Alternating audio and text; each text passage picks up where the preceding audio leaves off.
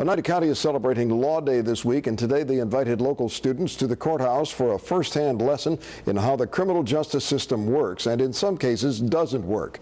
The students heard from a panel of speakers, including the executive director of the Innocence Project. O.J. Simpson's attorneys Barry Scheck and Peter Neufeld founded that project, which uses DNA testing to free innocent people from prison.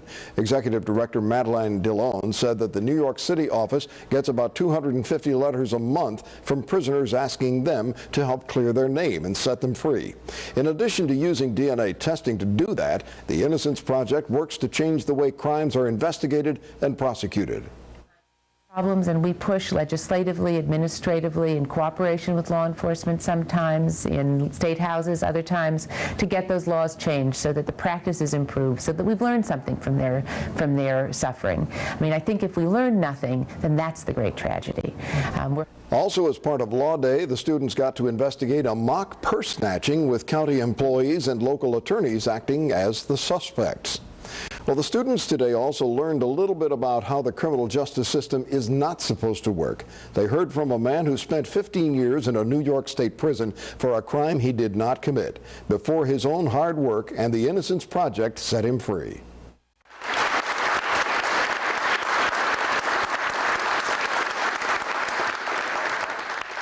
When local high school students cheered Roy Brown's life story, for a second, he did something you get the feeling he doesn't do very much. He managed a hint of a smile. Life hasn't given Roy Brown much to smile about. When they gave me 25 to life, that's 25 to death. Because I'm never going to confess to something I had nothing to do with. In the early 1990s, a Cayuga County jury convicted Brown of the murder of a county social services worker he'd never even met. How did this happen? Brown says it's because a criminal defendant facing lengthy prison time lied about Brown confessing, and because his former wife, facing charges of her own, lied about Brown having been abusive. In addition, the opinion of a world-renowned forensic dentist who said bite marks on the victim weren't Brown's was ignored, and it probably didn't help that Brown had spent a year in jail for a harassing phone call to someone who worked in the same office as the victim. Sick from liver disease, Brown fought to prove his innocence. He didn't want to die in prison, but no one wanted to hear it. I realized after the 10th year in prison, they knew I was innocent. I'm trying to prove my innocence to people who know I'm innocent.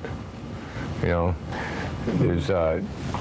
And they get away with it. They got away with it. The Innocence Project, founded by O.J. Simpson lawyers Barry Scheck and Peter Neufeld, was listening. They got the DNA testing that not only pointed away from Roy Brown, but toward the man he'd said all along was the real killer. Last year, Brown was set free, but found that liberty was not so sweet. I got no place to live. I get out of jail. I got no clothes. I got nothing. They give you $40 in a suit when you leave the prison system. When I went to get my $40 in my clothes to wear, they said it's only for the guilty people. Now, Roy Brown spends his days telling his story, sometimes to the prosecutors, police officers, and judges of tomorrow, trying to make sure no more innocent people go to prison. I try to pray for these people, you know, because when you go down the road I've been down, and you sit there with your maker for a little while, and that's where I was sitting. You know, when you realize that you're going to die no matter what about, and you've only got a little short time left, you don't have any time for hatred. You know, I try to make an effort to make sure it doesn't happen to somebody else. The person whose DNA proved he committed the murder never served any prison time. He killed himself just days after Roy Brown confronted him in a letter. In Utica, Jolene Ferris, News Channel 2. Incredible story tonight. That matters most starts right now. Sharing how DNA cleared this man's name.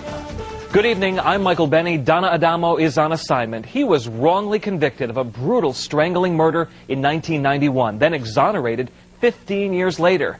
Now his case is textbook to the wonders of DNA science.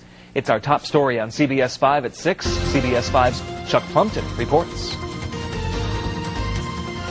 Roy Brown was arrested, tried, and convicted in Cayuga County Court in the murder of social worker Sabina Kulikowski. Doing his own detective work in prison while ill with liver disease, he uncovered evidence originally unavailable to his counsel. That evidence pointed to another man, Barry Bench. Brown was dying and never thought he'd live to be a free man, but with the help of the Innocence Project, DNA tests of the victim's shirt excluded Brown and linked Bench to the murder. One student here today suggested Brown is a hero. Brown says he's not a hero, but admits he did work harder than he ever had in his life to save his own skin. I saved my own butt. But no, I think I did a lot of work. I had to adopt the role of an investigator, of a forensic scientist, of an attorney. It's a lot of work to do, and thank God I made it. Innocence Project Director Maddie DeLone says students here need to learn the justice system isn't always perfect. That's what I'd like them to take away, that it's okay to go back. It's important, in fact, it's necessary to go back, look at the problem, figure out what went wrong, and figure out what you can do to prevent it from ever happening again. We owe that to Roy Brown. With perhaps just hours to live, Brown was notified they had found a perfect match for a liver transplant. Now truly with a new lease on life, Brown lives in Syracuse and is looking for employment. Chuck Plumpton, CBS 5 News. We're at ECR International in East Utica. They were kind enough to donate the space, and it's surprising to hear phones ringing because usually they're just in use. Lawyers barely get a chance to hang them up. They get another call. Right now, this is one way that we celebrate Law Week here in Central New York, but another way is going to happen tomorrow, a luncheon. And right now, Larry Golden, president of the United County Bar Association, joins me to tell us about that interesting focus and topic tomorrow. Yes, Jolene. Actually, tomorrow we have two, I would say, incredible speakers. We have Madeline DeLone, who is the executive director of the National Innocence Project. That's an organization in New York City headquartered that basically using DNA evidence goes around the country and finds cases where they can prove that someone who's sitting in prison actually was innocent. The other speaker that we have tomorrow noon is a fellow by the name of Roy Brown. Roy Brown spent 15 years in prison for the murder of a woman in Cayuga County until last year he, from his jail cell, was able to figure out who had done it, and through the use of DNA testing and the help of the Innocence Project, last year, a year ago, he was exonerated. Interestingly, Roy not only was sitting in prison for 15 years, but he had a bad liver, was very, very close to death, needed a liver transplant, and it was not until after he was able to get out of prison that he was able to get a liver transplant, and he's now doing great. He's going to be speaking tomorrow and sharing with the people at the luncheon and students in the morning his experience of having been wrongfully convicted and then later exonerated. Wow, okay. Who needs cable? Real life stuff here.